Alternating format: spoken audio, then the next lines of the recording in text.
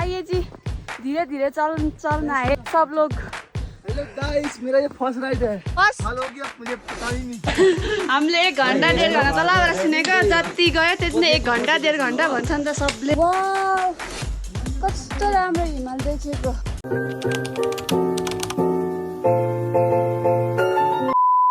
Good morning from Taplejung. आज चाहिँ हाम्रो डे 2 रहेको छ ताप्लेजुङ। हामी चाहिँ हिजो रात आएर अहिले चाहिँ पूजा गर्न जानलाई चाहिँ यहाँ सामानहरू किन्न लागेको छौँ। बहुत जाडो होता है ऊपर से। भुज जस्तो देखिरहेको मान्छेले, राम्रो देखिरहेको। हामी चाहिँ अब पाथिभरा माताको दर्शन गर्न जाँदैछौँ। हामी चाहिँ बिहानै खास जानुपर्ने हो, तर उठ्न सकिएन। हिजो राति 12-1 बजी आइपुग्यो, अनि त्यही भएर गाह्रो भयो। अब घाम लाग्दाखेरि जाँदैछौँ। यो चाहिँ सानो फेरि हो, हामी चाहिँ यहीँ बसेर आज जाँदैछौँ। बाटो सुरु भयो, यस्तो छ हाम्रो बाटो। वाउ, कस्तो राम्रो हिमाल देखेको।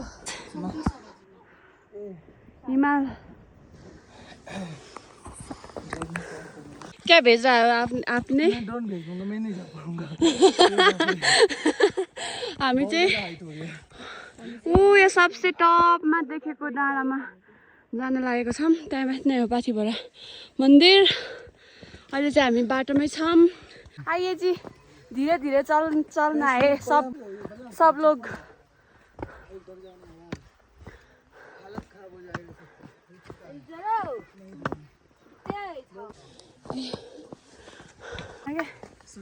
हामी यहाँ तल्लो फेदीबाट चाहिँ 9 किलोमिटर माथि मन्दिर चाहिँ।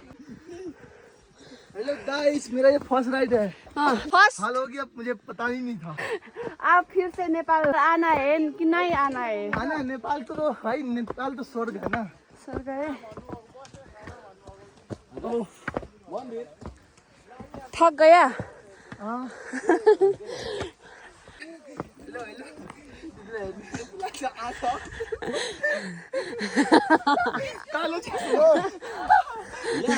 यहाँको नेपाली गाइड हूँ म। वहाँ है के अरे जापानीज। क्या बोला आपने? ओ दाई, आप कितना भाड़ा लेते हो ऊपर का? कितना फिर भी पैसा बताइए ना। मैं जाऊंगा, लेकिन मेरा वेट है 84 किलो। तपाईँहरू पूजा गरेर झरिसक्नु भएको हो है? आज जानु भएको? ए कतिको भिड छ? ए हजुर 8400। 8,400 यहाँ से। हाँ। अरे 100 रुपया लीजिएगा। 1 केजी को 100 रुपया। 1 केजी का 100 रुपया। 8,000 कितना है? कितना है तुम्हारा वेट? कितना है 82। अपना वेट? कितना है उतना है पैसा है। अरे बाप रे भाई, छोड़ दो, मैं तो इधर ही बिक जाऊंगा। आज मागो माथि पुगिन्छ ल, म हाँसेरै मात्रै। मेरो भान्जा के छ? जाम ल, हामी हिँड्नुपर्छ ल अगाडि। खै हस् भन्नुभएको। हाम्रो चाहिँ आधी टोलीहरू चाहिँ तल छोडेको छौँ। हामी चाहिँ यहाँ 3 जना 4 जना चाहिँ जाँदैछौँ। आउनु सिला।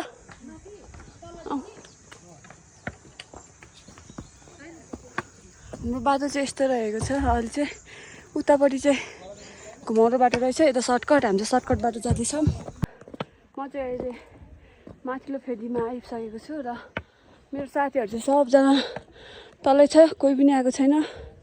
म एक्लै छु यहाँ चाहिँ। अहिले चाहिँ म जाँदैछु बिस्तारो। यस्तो यो उकालो हिँड्दाखेरि चाहिँ बस्नु नहुने रहेछ क्या, बस्यो भने थकान लागिहाल्ने। यहाँ चाहिँ इन्ट्री जस्तै नाम लेख्नु पर्दो रहेछ। यहाँनिर चाहिँ कहाँबाट आएको भनेर चाहिँ सबजना फर्किसक्यो।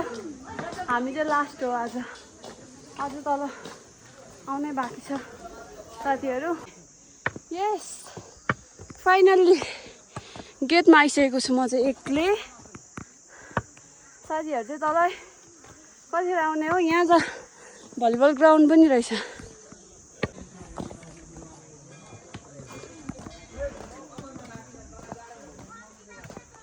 हेलो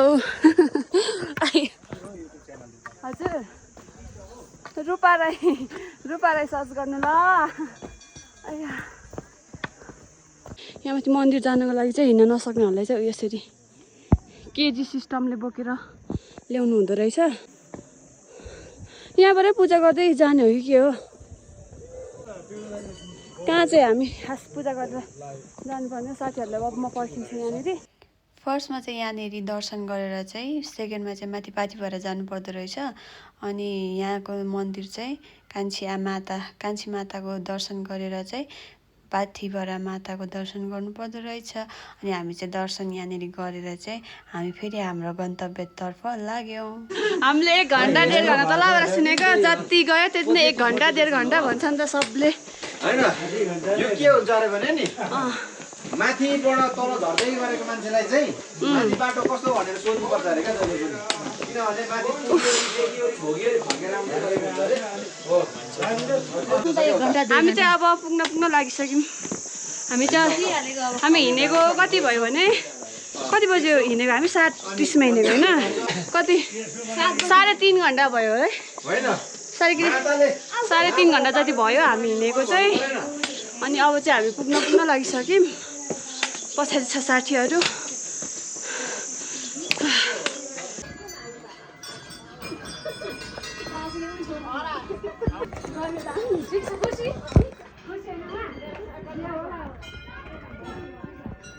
मेरो भान्जालाई चाहिँ लास्टै गाह्रो भयो जस्तो छ चक्लेट नपुगेको हो हामी चाहिँ finally we are at Pathibhara आमाको दर्शन गर्न आइपुगेको छौँ मैले फिल्ममा भेटेको थिएँ तपाईँहरूलाई एकछिन वेट गर्नु भएको थियो फिल्मको यता बजारमा चाहिँ होइन अलिक यता त्यो मादल चोकमा हजुर मादल चोक त्यहाँनिर देखाएको थियो त्यसलाई चाहिँ घर चाहिँ इटहरी हजुर धरान इटहरी ए हामी इटहरीमा बसेको रात त्यहाँ ए आम्मामा त्यस्तो बाटोमा के गरेर आउनुभयो त तपाईँहरू कहाँबाट आउनुभएको हेटौडा भने पश्चिम होइन तपाईँहरूलाई दर्शन गर्नु मन छ भने चाहिँ यही मेरो भिडियोबाट गर्नु होला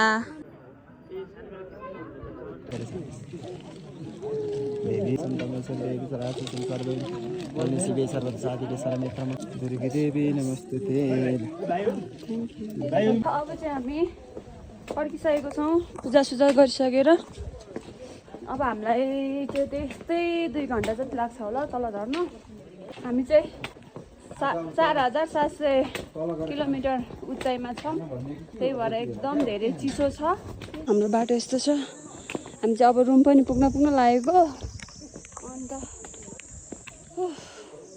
हामीलाई त्यस्तो गाह्रो चाहिँ केही पनि भएन यहाँ एकजना बाबुलाई हाम्रो भान्जालाई चाहिँ गाह्रो भयो यो 200 चाहिँ हिँड्न सकिएन भने चाहिँ पर केजी 200ले बोक्नु हुँदो रहेछ यहाँ चाहिँ जत्रो मान्छे पनि बोक्नुहुन्छ फेरि 50 60 70 केजीकै भयो 100 केजी 100 केजी चाहिँ सक्नुहुन्न होला अलिक गाडी अघि सोधेको मैले बोक्छु भन्दा क्या तर त 100 केजीको लागि त फेरि 3-4 जना मान्छेहरू ए त्यो पालो गर्दै होला क्या ए त्यही त रमाइलो भयो हाम्रो जोड्ने एकदमै रमाइलो भयो कहिलेदेखि आउने यहाँ सपना थियो पुरा भयो दर्शन मजाले गऱ्यो लाइन बस्नु पनि परेन त्यति धेरै हामी चाहिँ कति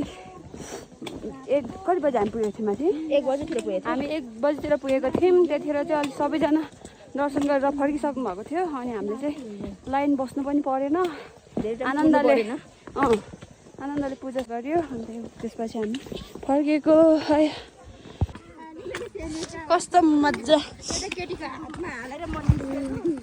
हो त्यो केटीसँग लप पर्छ आनन्द भइरहेछ घाममा हिँड्नु भन्दा यस्तो वेदरमा हिँड्ने यस्तो दामी यहाँ कुखुरा रहेछ यो लगेर भात काटेर खानु पर्ला हाम्रो चाहिँ ब्याकप्याकहरू सबै भइसक्यो रेडी सेडी अनि अब चाहिँ हामी ताप्लेजुङसम्म जान्छौँ घाम पनि डुबिसकेको छ अहिले रात पनि परिसक्यो सो म चाहिँ अगाडि लागेँ र हाम्रो बाटो देख्न सक्नुहुनेछ यस्तो डेन्जर छ अनि यहाँ त यतिको ठिकै छ अलिक उता चाहिँ एकदम धेरै चिप्लो पनि छ के अनि यहाँनिर तल्लो फेदीबाट ताप्लेजुङ बजार पुग्न चाहिँ अलिकति गाह्रै छ गइहाल्नु भयो त यतिको जानुभयो भने त के छ र गाह्रो छैन नि तपाईँहरू यो बाटो एक्लै चाहिँ कहिले पनि नहिँड्नु होला किनभने यो बाटो एक्लै हिँड्ने खालके नै छैन देख्न सक्नुहुनेछ यस्तो अप्ठ्यारो छ नि आम्मामा हेर्नु त है हत्